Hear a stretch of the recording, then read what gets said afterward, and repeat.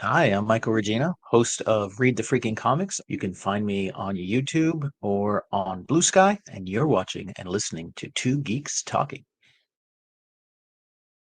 Good morning, afternoon, evening, everyone. Two Geeks Talking is an entertainment industry interview show where we interview the creative people from the comic, film, TV, movie, and video game industries. And of course, I'm your host, Kurt Sasso. We are joined today by a fellow host of his own show called Read the Frickin' Comics, which is a great title, by the way. I love it. We're joined by the ever talented host of this amazing show, Michael Regina. How are you doing today? Very good, Kurt. How you doing? I'm doing wonderful. Love the channel, love the concept. You're going into research, you're diving into single issue comics, which I think is an underutilized medium when it comes to comics because everyone focuses on the big two and all of that other fun stuff. But you have a broad range of amazing single issue comics you talk about here. I'm getting ahead of myself as I do. For those that don't know anything about yourself as a creative person, tell us who you are and what you're bringing to Two Geeks Talking today. Absolutely. Hi, my name is Michael Regina, and I'm the host of Read the Freaking Comics. Dive into single issue comics. I do the research. I try to find and contact the artists and creative team behind the comic that I'm diving into. And I even look into the advertising, the scope of comics at that time, with that era, whatever comic it brings. And I try to tie that all together into a nice little package that you can enjoy on YouTube. And I just love the fact that you have great research, you go in depth into these things. The fact that you actively try to find the artists and the creative team around these comics is wonderful to see as well, because especially with the aging population of a lot of these comic artists and creators, their stories are going to be lost, and it's good that you're kind of trying to reach out and find them. Yeah, absolutely. I love when I get feedback when do a reach out and then somebody says, "Yeah, sure, I haven't talked about that comic in forever," or "Oh my God, I never get asked to do interviews," that kind of thing, which is great because some of these guys are unsung heroes. Some of these guys were only in comics for a short period of time. They're like, "Yeah, sure. I mean, I'd love to talk about it. I'd love to give you some insights." Some of them have even told me that because I've asked them to dive into a specific issue, they had to go back, look at all their old work, and they said, "I've just been reminiscing all afternoon. I love this so much." So it's a lot of fun. If you had to reverse engineer the success of a single comic issue that you believe is a masterpiece, what are the key elements, art, writing, pacing, etc., that make it stand out? Yeah, absolutely. I think the perfect single issue comic should be a story within itself that tells a larger part of an overarching story, but is a self-contained issue as well. Our heroes should always come across as heroic wherever they are on that spectrum of a superhero, but they should always have a challenge that they overcome. They should always try to strive to be the best as they could possibly be in any given situation. Some comics are extremely introspective, some are just action packed, but I do feel they all need that element. Otherwise, they are sort of in a vacuum, don't really tell much of a story. And I come across those as well, right? So it's not just a love story where I'm gushing over every single issue. There are some issues where I say, you know what, the story is kind of lacking. There needs to be more meat on the bones here. And I do it with love because I try to stay positive in every aspect of my storytelling. But yeah, I think the perfect comic does need to have its own beginning, middle, and end, even in those 20, 22 pages that they are in those single issues. Yeah, that's kind of the perfect mix of what makes a great comic. Obviously, the style of comics has changed over the decades, and the style of writing, art, the professionalism of the comic scene has vastly improved from its humble beginnings. Is there a certain artist and writer team that just have withstood the test of time when it came to single issue comics? I think there's a large mix. I think when you look back at the runs by John Byrne, artists like Todd McFarlane, who I love, Sal Buscema, who I love, there are runs. Denny O'Neil. Sorry, now my mind is just going on all the people that I absolutely love their runs. There's certain people that really really worked well together that actively tried to stay together as a team, whether they jumped between titles or jumped between publishers. I think those are some of the best runs. I think of Danny O'Neill on Batman. I think of John Byrne on Iron Man. Some of these are really really great titles and really really great runs that are interesting. And I just did a deep dive recently on Iron Man, the Eddie Granoff run with the team there that did the Extremist comic. That actually led to the birth of the MCU in its form because that caught the eye of filmmakers, and that's what drove them to start to say, I think we can turn this into a full-fledged movie. Some of those runs are legendary. Yeah. I got to interview Paul Hungerford, just talking with him in general about the history of writers in comics and the various people and the editors and things like that. The other side, like everyone focuses on the art, but it's a team effort when it comes to the creation of these amazing comics. He talked about the multiverse and how that came to be, and it was just really an amazing conversation to have with the vast knowledge that he has as an author and as a writer for the comic scene. So looking at the other side of comics when it comes to, say, maybe lesser known comics or series that you think deserves more attention, what are some of those and why? I am a big fan of the Micronauts series. Actually, this is a lesser known, maybe not as lesser known, but lesser known type title that is really really interesting and introspective. I really like the biggies mainly because the titles that have been known, out there, X-Men, Spider-Man, the different variants of those are the biggies, right? The little guys that need some love, I think, come from different publishers as well, right? So we have DC and Marvel as the biggies, but stuff from Dark Horse. There's lots of stuff from Valiant Comics that I love, like Bloodshot. These kind of things are slightly lesser known comics, but definitely a worthwhile read.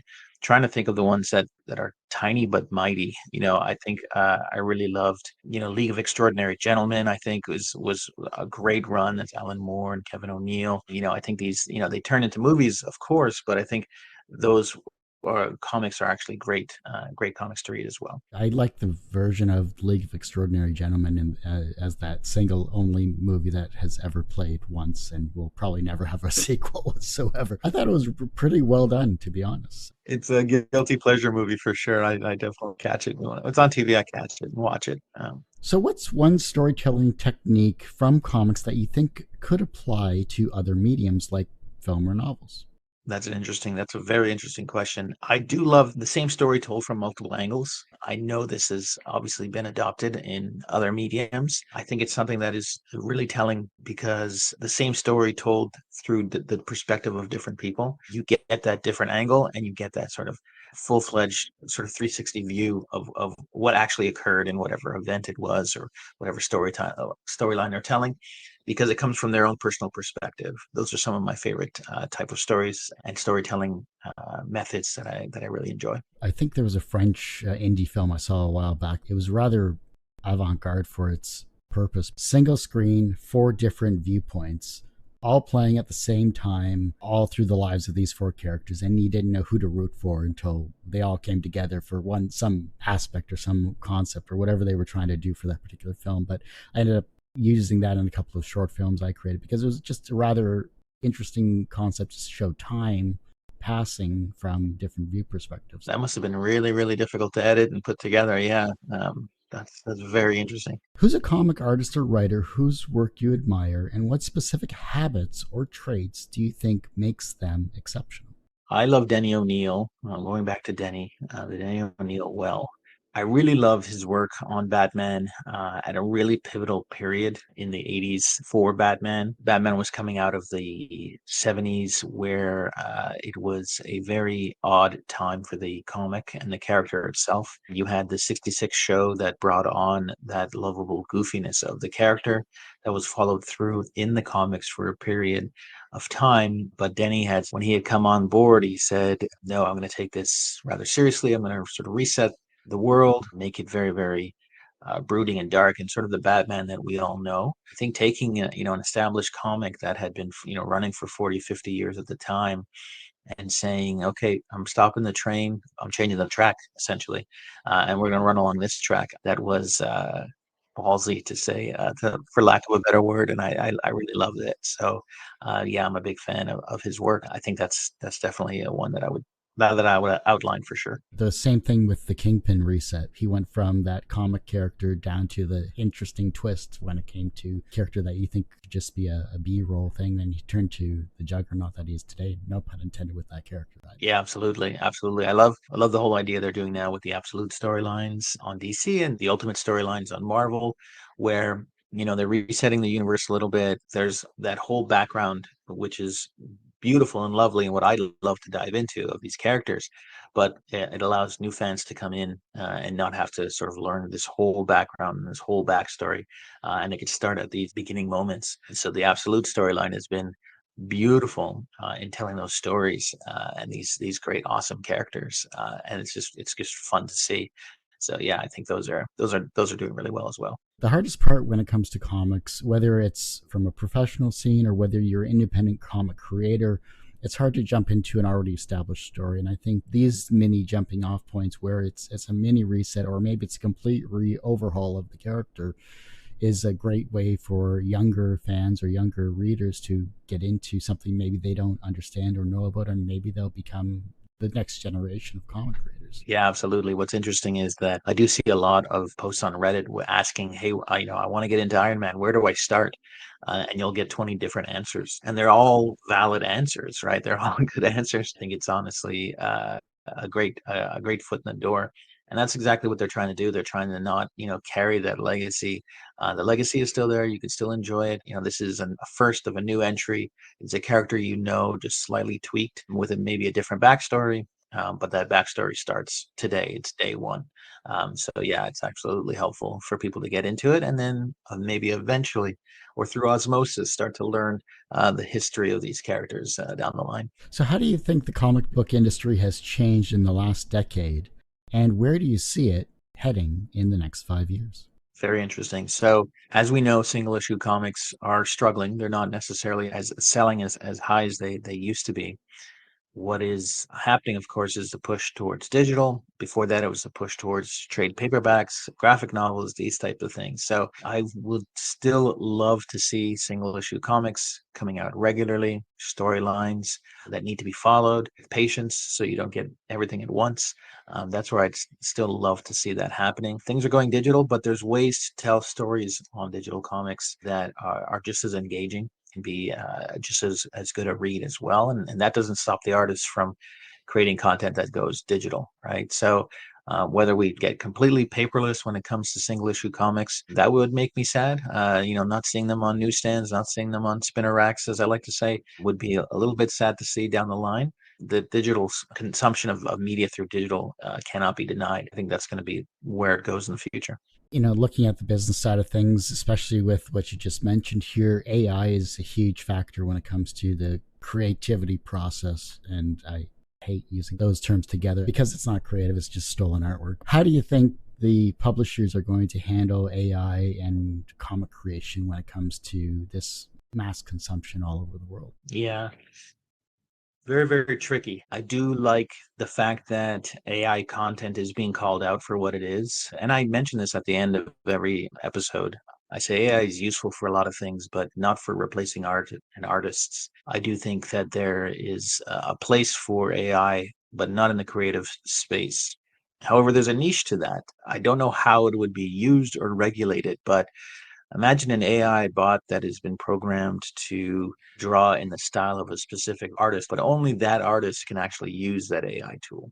Meaning, if that artist wants output in his own style, that a bot has been trained to do that. Is that something that, not necessarily a loophole, but is that something that would come to fruition and say, well, this bot is trained to draw in my style, and I'm the person using it? Then we have a method of being able to use the AI in creating comics. I don't know. I'm not sure. It's just an interesting idea. It's a thought experiment. I don't know how I feel about it myself. The current wild, wild west of AI right now is tough, and it's going to be getting even more tough if there's no regulation or some type of ruling regarding that and how that goes forward. That's actually very interesting. I think that that would be a historical record when it comes to the creation of that particular creator's style. But I mean, we have that with their physical drawing. So, say a creator has a medical issue or something that stops them from drawing, I think that would be another benefit to that particular style if it's only him or her using it. Yeah, it could be. I mean, then you get into really odd, moral quandaries, right? What if that artist is no longer with us? That bot is still there. Do they just continue to output stuff, drawn in that person's name? Like I said, it's a huge quandary. Who knows? I think some artists might even enjoy that and say, hey, when I'm gone, you could still see stuff that potentially is drawn in my style, but I'm not sure. Like I said, I'm not an artist, so I don't know how I feel about it. What's a common misconception people have about how comics are made and distributed? Mhm.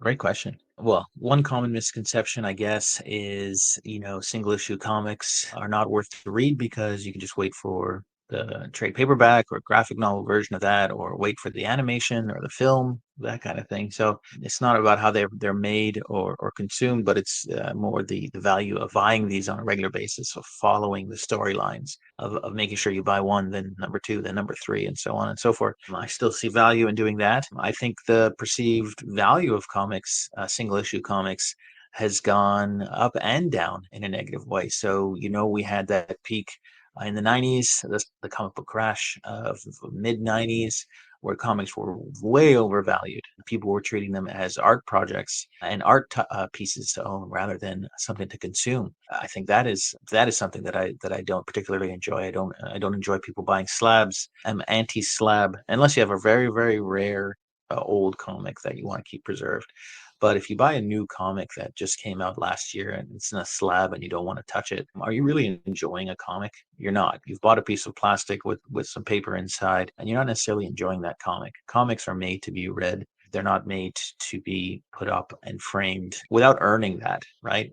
Without earning that history and the value of something that's very old or very very highly valued. I think that comics are made to be read and enjoyed and cracked open. That's how I feel about it. Yeah, just like the library that is free for everyone to consume media. We need more readers when it comes to this type of content, whether it's comics or whatever. And you may find some interest that you didn't realize you had, but just by picking up a colorful book.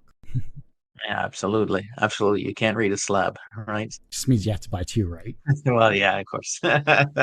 What's your take on the dominance of Marvel and DC in the mainstream, and how do smaller publishers like Valiant or Dark Horse compete? Maybe add in a publisher, an indie publisher that you've seen recently that has what it takes, I think, to become a professional publisher of the masses. Yeah, great question. Marvel and DC have been around for so many years, and I think it's because of those back titles and that history that they have that they are currently dominant in the space. There were periods going back into the 40s, at the start of superhero comics, where they were the only players in the space. That's where that sort of dominance comes from, that long history and that huge back catalog. But, ever since the 80s and into the 90s and obviously into the 2000s, there's been a lot of publishers that have come onto the scene, made a lot of noise, and it's rightfully so. The good thing about having sort of two dominant publishers at the top is that the smaller guys at the bottom need to be more creative. They need to drive stories that will push the envelope and push their characters into the mainstream.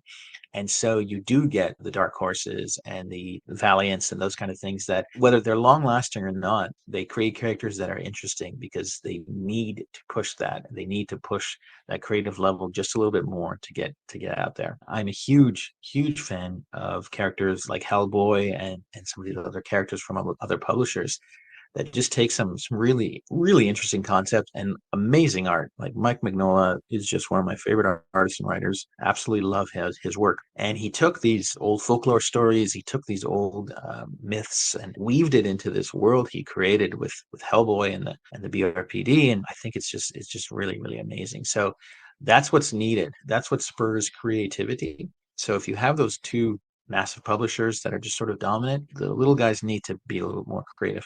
You mentioned some publishers, or if I know of some publishers that are moving the needle, I think of Boom Studios, I think of Dark Horse for sure, of Valiant, those kind of guys. They're labeled second tier maybe, but it's not because of the quality of the content. It's the content is there, the content is good, and you see these things push through. You see these characters push through into the mainstream.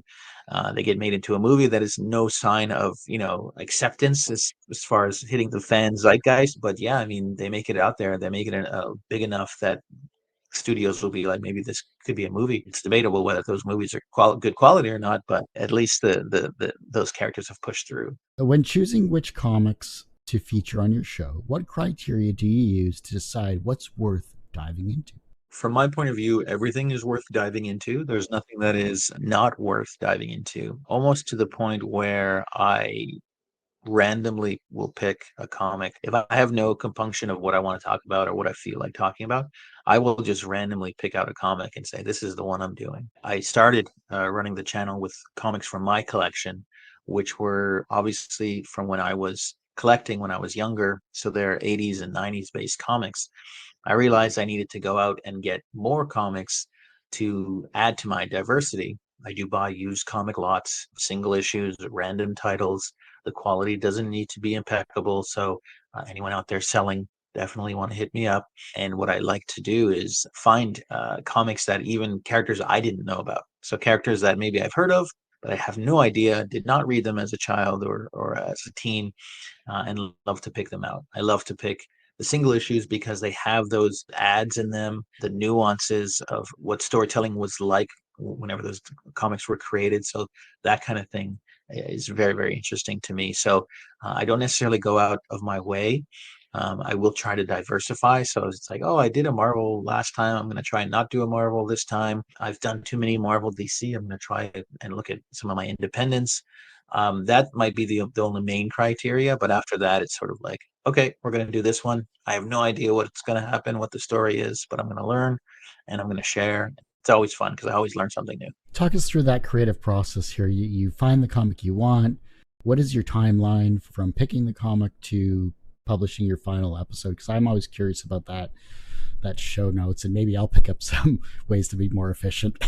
So I'm always about a month ahead, and I do a new episode every 2 weeks. So I always have three comics in various stages of being worked on. So three episodes of various stages of being worked on. Essentially, what I do is I pick out a comic. The first thing I do is start to do the research on that comic. I find the names of the creators, and I reach out to them if they're with us still. I reach out to them and I ask, "Hey, do you have any quotes or anything interesting you'd like to share about this specific comic?" While those are coming back to me, if they do, I deep dive research on each individual artist and creator, read the comic through and through a few times, and then I start to gather imagery. I start to gather trivia about the comic. I start to find interesting things that I want to talk about in the comic. Case in point, it's not always trivia about the comic. It could be, the car featured in this episode is this car, and they made this car at this period of time. The gun featured in this episode is whatever, issue is whatever. So I find interesting things to talk about. The writing just sort of starts to build up on itself as I'm working. A story starts to come together. Whatever decade or year the comic was created in or published in, I usually have a little talking point about that, saying, that year comics generated a certain $1 million, or this company was in financial crisis, or this company was just recently purchased, that kind of storyline. And then I dive into the advertisements in the issue. I make sure that I find, information about maybe one or two of the interesting advertisements in the issue. I just cover what is there. And I also talk about advertising in comics in that era, right? So I say comic book ads were really, really focused on film and snacks at this period of time, or going back to older comics, you get, sea monkeys and X-ray glasses and that kind of stuff, which is my favorite era of comics and advertising to read. Get buff, get the Atlas body in 30 days kind of thing. And then I try to identify a comic shop that I want to highlight and point out with some tangible connectivity to that issue. So if that issue is based in Washington, I will find a comic shop in Washington. If a comic shop has advertised in the issue, like in the 70s and 80s, a lot of comic shops will advertise. I try to find one that's still open to this day and give them a shout out. And then I start the recording and editing process, which takes a lot longer. Recording my voice, as you know, it's not always a fun process, but it's part of the job. And then the video editing, right? So everything's on YouTube, so it's highly visual. So that process takes a while, and then it's out the door, and then it's promoting that issue while I'm working on the next one, writing the next one, while I'm deciding what the next one is, and then the process just keeps going. It's a very time consuming process. Trust me. 16 years of doing interviews. I feel you 100%. I'm with you every step of the way. Once you start getting into interactive elements of video clips or audio or imagery, half the time you're spending scouring the internet if you don't have access to whatever you're trying to find, and making it engaging too. I think that's the most difficult part about keeping an audience's attention, especially this day and age, because everyone's used to the quick 1 minute shorts. No one's going to sit through a 30-minute interview or a 30-minute episode or whatever unless they're actively engaged in what you're doing. And as a host, obviously it has to be a struggle sometimes, but how do you keep positive when it comes to, sticking with it? Yeah, absolutely. So yeah, there's periods, wax and wanes of interest or energy level. I guess the interest is always there. It's the energy level that can be consuming sometimes. How I stay positive is definitely making sure the work that I do does not sort of drain me in any kind of way. And when I feel that being draining a little bit, I do take a step back and say, okay, today I'm not even going to touch anything. I just need to go outside and touch grass, as they say, or do something that is just absolutely different, so I can reset my mind. Where I see the need to, then I have those moments where I sort of dive in, and 3-4 hours of work has gone by in a microsecond. So I think those kind of realizing when you're feeling a little bit drained, and taking a step back and agreeing with yourself, saying, you know what, today I'm not going to do any of that work.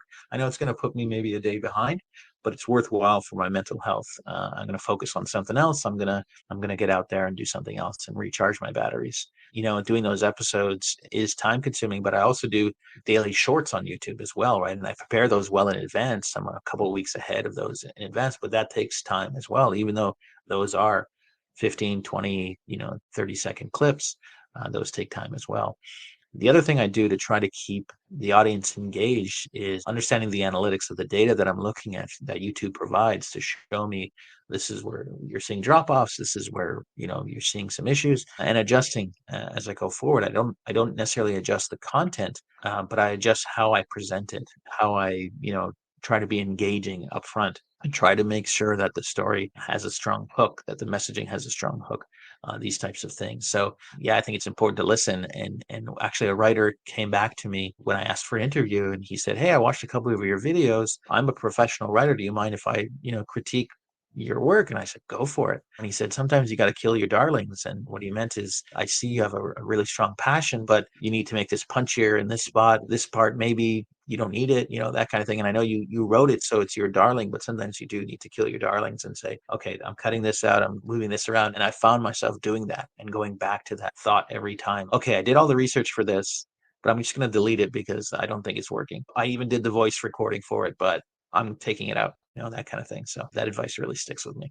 And I do the same when I edit my own episodes, because I know guests go on multiple trains of thought sometimes. And I know the fact that even when I ask questions, I'm not perfect. I want to get straight and to the point. I want to be clear and concise with the questions. I want you as a guest to be clear and concise with your thought process and your answers. Because I edit for video, but I edit for a podcast. I'm always thinking in my mind, will this translate to audio specifically? As people keep downloading episodes or going back to older episodes, I at least know that the quality is 100% clear. It's 100% there for people to engage in. I love talking the creative side of things with people like yourself, because this is a passion. We may not make money on it all the time, or we may make some money on it, whether it's advertising, whatever the case may be, but we're still doing it because we have that creative drive. We need to actively engage with our passion and our audience.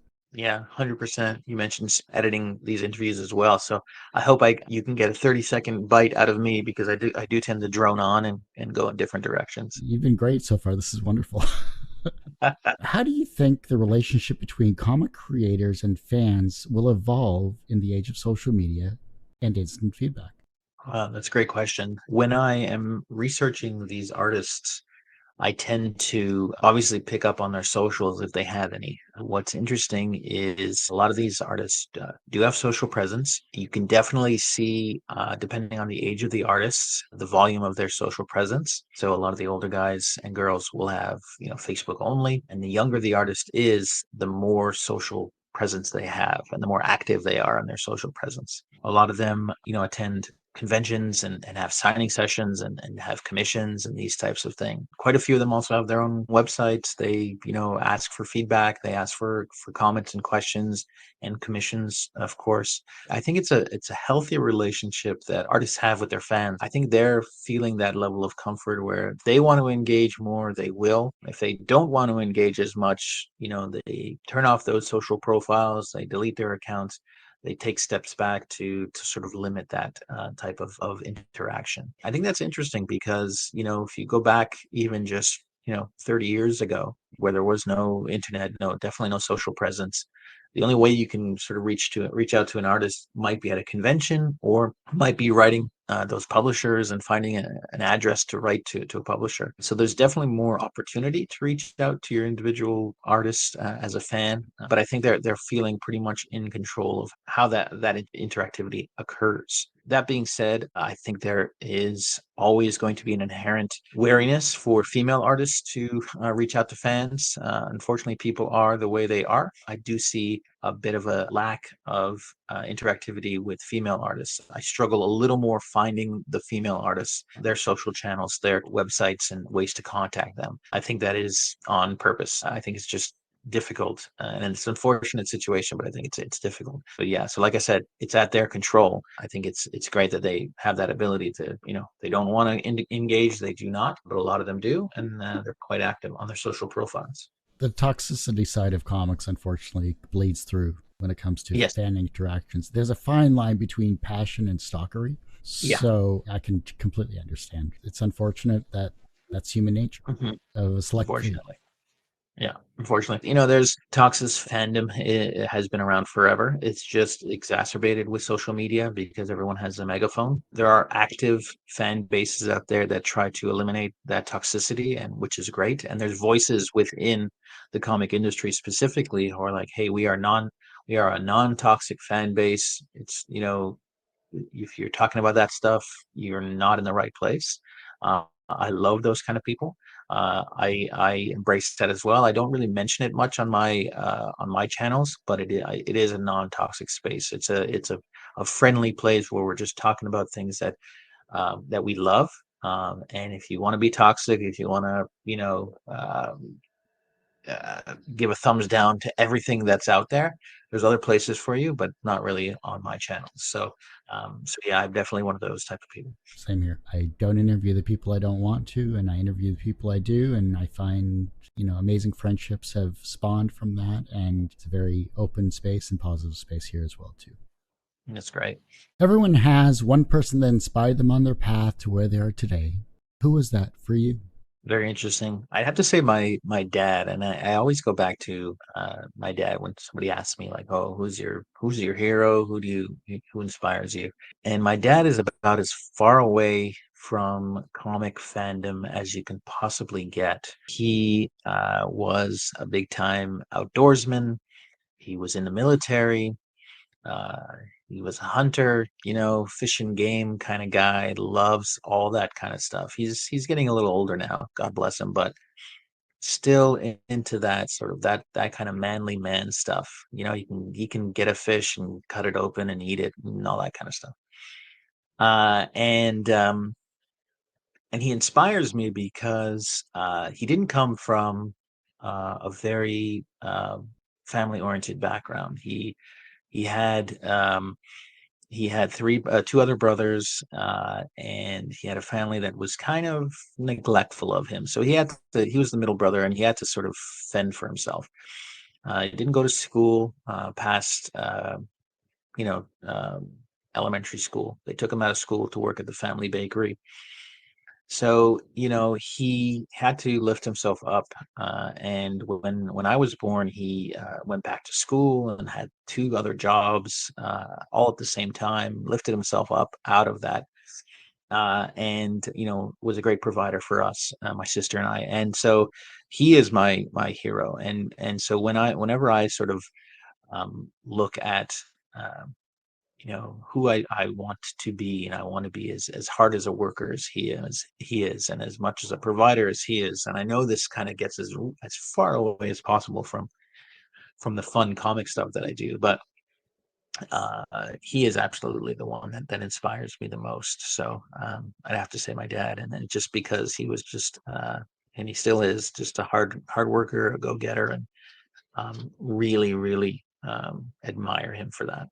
From a professional standpoint, you have an amazing YouTube show that everyone should be watching. Do you consider yourself personally successful? Personally successful. No, I don't consider myself personally successful. I think I am one of hundreds of thousands of other YouTubers out there. If I think of my life, I I would say I'm successful as in I have a wonderful wife. and a lovely son who is excelling at everything he tries. So in that sense, I would say I'm successful. But what is success, anyways? I think that's an extremely subjective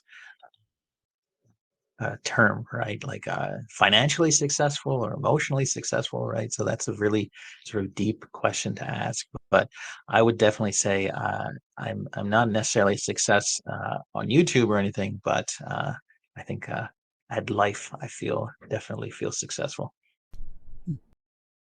Good way to answer slash avoid that question.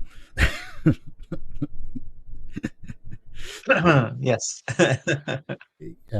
So if the YouTube thing doesn't work out, politics are in your wheelhouse. There you go. Yes, I found a way to not answer a question. So yes, politics is 100% my next step. The reverse of success is failure. How do you deal with your failures? Uh, I take those all as learning opportunities. I know that sounds lame, but it actually is a fact. You take a misstep, you do something that has generated the opposite of what you tried to achieve, or you didn't achieve much out of the hard work that you put into something. Is definitely a learning opportunity. It's hard to stay on that path and remind yourself it's a learning opportunity instead of sulking into inverting into yourself and sort of sulking and sort of sitting there in a cocoon of despair. I think you have to remind yourself that it's a learning opportunity. It's not just one time you say it and then that's your mental projection going forward. You definitely need to keep reminding yourself of that and not beating yourself up over it. The younger generation is looking at your work and they're becoming inspired to be creative in their own way. And the fact that you have the younger generation with you, with your family, is maybe you're inspiring them down a particular creative path. How can they inspire the generation that follows them? I think by showing their passion. I think you shouldn't be ashamed about the things that you're passionate about. It goes hand in hand with gatekeeping. I think gatekeeping, which is an extremely negative side of fandom. These are my characters. These are my stories. This is my actor who plays this character, or this is my writer. Sort of a negative connotation when you really should be open to sharing your love and passion of whatever it is that you're passionate about, and especially with the younger generation. Your children, your nieces, your nephews, someone that looks up to you.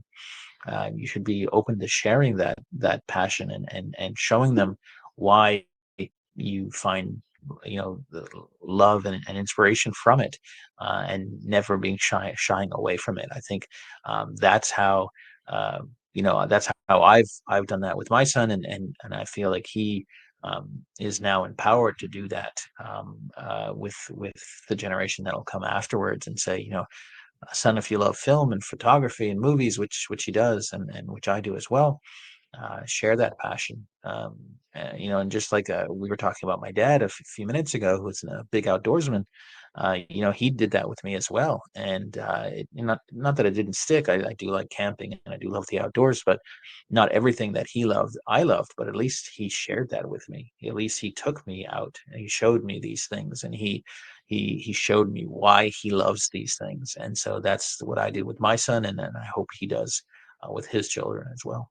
If your life was a comic book, what would its title be? And what would its soundtrack be? Very interesting. So I already know the title. It popped into my head immediately because I call myself this often. And this is not, don't think any deeper than what it is. But I am the least most interesting man in the universe. I like to read comics, listen to music, watch movies. Um, Stay home and and take naps with my dog. So I think that would be the title of my comic, the least most interesting man in the universe. The soundtrack would be completely filled with. That's a good one because I love all types of music. I'm really, really big on music. So the soundtrack would be varied for let's say we do an episode. Let's say this turns into a TV show, and we do an episode. Every episode would have a very unique sounding soundtrack. So like just take your Spotify and just go on random, and there you go. So that's that's basically it. Good. Another non-answer. Love it. All right. Please vote in the next election. Yeah, I'm counting on you. Yeah, you now hold the record in 16 years for 2 non-answers in an episode. So congratulations. I say that in jest, but it's all good. I do hate to say this, Michael, but that ends this particular episode of Two Geeks Talking. I want to thank you so much for being on the show. Thank you for having me, Kurt. I would love to be back anytime. Before I let you go, where can we find you? How can we support you? Where are you online, and anything else you'd like to promote? Absolutely. You can find me on Read the Freaking Comics on YouTube. I'm also on Blue Sky, on TikTok. I am sort of every social you can find. Just look up Read the Freaking Comics. And if you're in the Seattle area, I am also on radio on the user-friendly segments every Saturday. So I should be on twice right now in Seattle. I don't have the call letters, but I will send those over to you so you can add them in. But I'm there doing segments called Comic Friendly 2.0, where I talk about comics and trivia and answer questions from fans as well. So you can catch me there. Well, like I said, that ends this particular episode of Two Geeks Talking. You can, of course, find all of these interviews on our website, tgtmedia.com, but that's going through a revamp. So go to our YouTube channel, because that is definitely always updated, because I'm the only person doing it. youtube.com/TGT Media. The podcast you can find at twogeekstalking.podbean.com. The Two Geeks Talking is TWO, not the number 2. As I say every week, everyone has a story to tell. It's up to me to help bring that out. Thanks for listening and watching on Two Geeks Talking.